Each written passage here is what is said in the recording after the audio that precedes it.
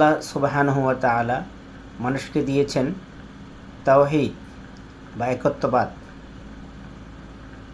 এবং এই একত্ববাদের উপর ভিত্তি করে দিয়েছেন তার দ্বীনুল হক ইসলাম।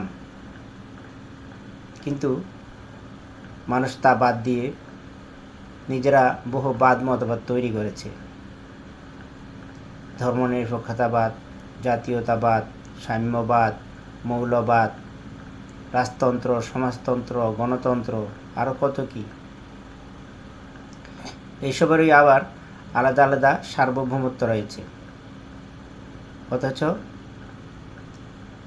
আল্লাহ নিজেই মানুষের সার্বভৌম ক্ষমতার অধিকারী।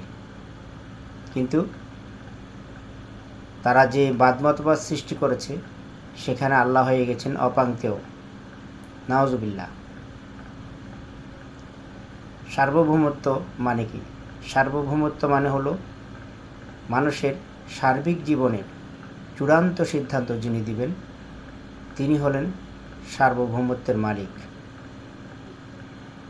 কিন্তু আজ বিশেষ করে মুসলিম জাতি তাদের সার্বভৌমত্বের আসনে আল্লাহকে রাখেনি, সেখানে আছে গায়রুল্লাহ।